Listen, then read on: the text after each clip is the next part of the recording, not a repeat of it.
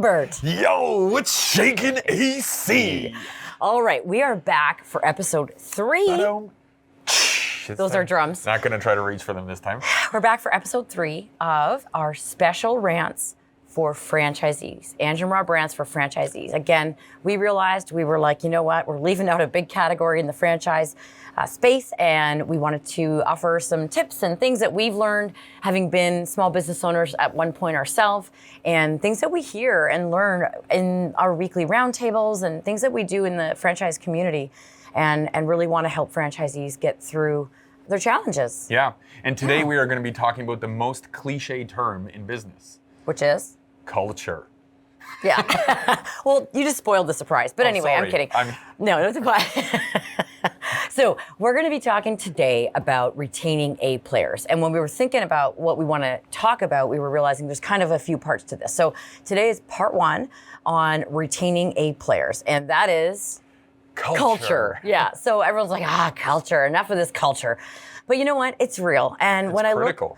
It's real in any business. And, you know, there's a really good, Simon Sinek, he's a great thought leader. You can always look him up after you listen to the Ang and Rob Rants. But he talks about, like, culture of different places and 2 different hotels that he has stayed at, and the difference between the employees at one hotel and the employees at a different hotel, and how it was night and day. And it came down to the employee at the hotel where this person was really engaged and happy. Actually, no, I think it was the same employee, but he worked at 2 different hotels, and Simon saw him in both environments. And he said, what's going on there?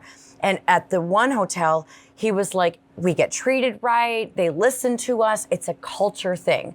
So it really is important. And if you don't believe it, you're missing out. So we're going to talk about culture, and the 2 things that I believe we can think about just to simplify this, I love simplifying, are the mission or the purpose of the business, or the people, like, is everybody aligned on the mission? And then what are their core values? So we'll start with the mission. Some people call this your why. It could be your purpose.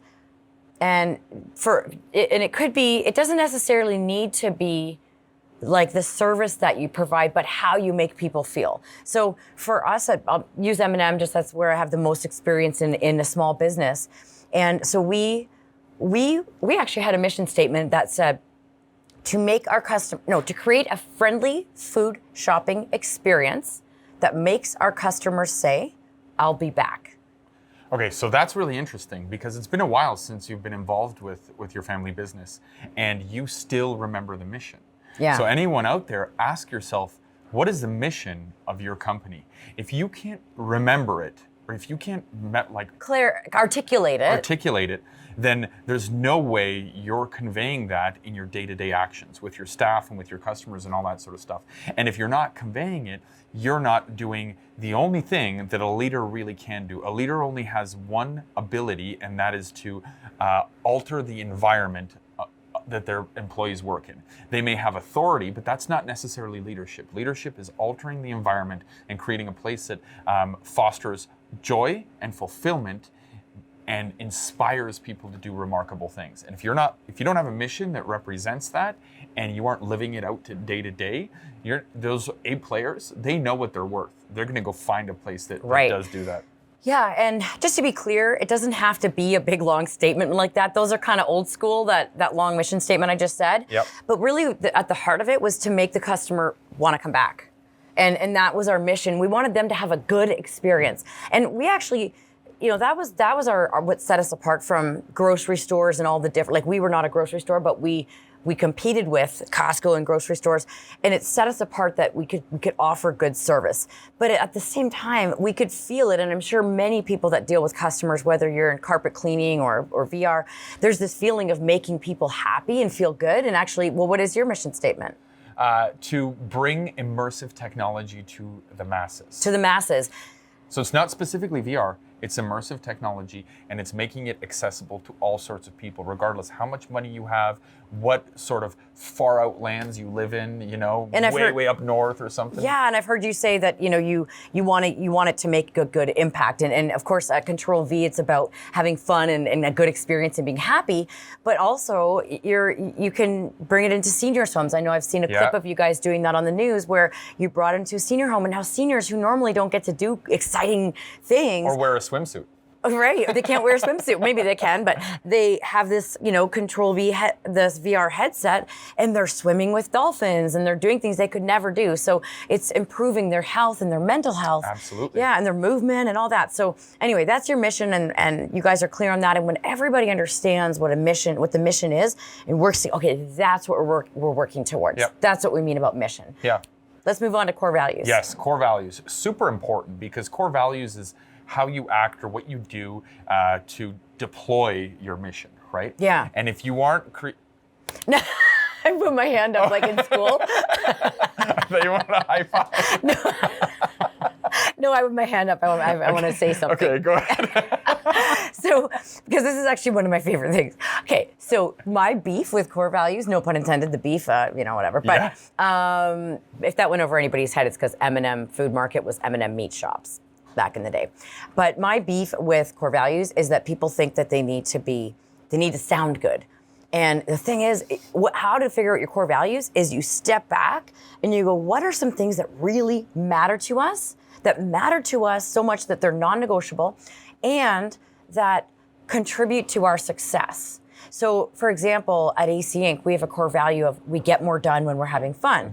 Because we've discovered that our culture, we know that our culture is a fun culture, and we've really uncovered or discovered that people on our team all like to have fun. And if we brought somebody on the team that's not fun and doesn't like to have fun, it's just not going to work. So it helps us be aligned. Another core value that we have is action equals growth. I talk about this all the time on social media, that we're going to take action. Sometimes we aren't going to feel comfortable with it, but we're going to do it because we know that we're going to learn something from it. Maybe a good thing, or maybe learn that wasn't the right step to take, but we're going to take that action. So I just really want to emphasize, I know you want to speak, but you're not putting your hand up, so it's not working. But that you need to look at what it actually is what is truly contributing to your success and what really matters. Yeah, and then you have to follow through. Because I swear, any company that I've ever talked to had something in their core values about fun. You know, you know, it's like a dating website. I like to travel. I like to try new things, right? I like to have fun. But do you actually do that? What are some things you do to live and breathe that core value? Exactly. And if you aren't living and breathing these core values, which presumably are designed during a time when everyone is happy, and you're not deploying that or bequeathing it to all of your staff, then what happens is they start to get stressed, right? And stress creates cortisol, which we know shortens a person's life. So effectively, your mission and core values make you responsible for that person's life. So take this seriously. Yeah. Okay, so with core values, we really want you to think about what it actually is. Some examples that people might want to think about is collaboration a big thing? Is transparency a big deal in your company, in your small business? Accountability and fun. And then think about some ways to live and breathe it. So when we say culture, we're not talking about having a ping pong table and beer Fridays. We're talking about daily, hourly. What are different things that you have set up that help you live and breathe your core values? So really quick then, do these core values have to be the same as the franchisors? They have to be, if you're a franchisee, you have to obviously align with the franchisor's core values, or else you should get your butt out of there and sell your business. So you need to align with those core values. And if you want to create your own core values as a franchisee that help you identify who you're going to hire and the way that your team's going to run, that's okay, as long as it's not going to clash, right, with the company core values. And it's not like you need to start marketing those and using that. It's more for, I think, internally, for you to have a bit of almost like a roadmap of, what matters here and what makes us successful. Yeah, I can dig it. Yeah, and an example of how to live and breathe, like action equals growth, is, for example, at M&M, we used to let our staff deal with the refunds. Just deal with it, and then we'll talk after. If you gave away the farm and we need we'll deal with that later. But we want you to feel empowered to take action. Take action. That was an example. That's just an example. Cool. Yeah. Good. Okay. Ready to wrap it up? Okay. All right. Fine then. 3, 2, 2, 1. Go be awesome.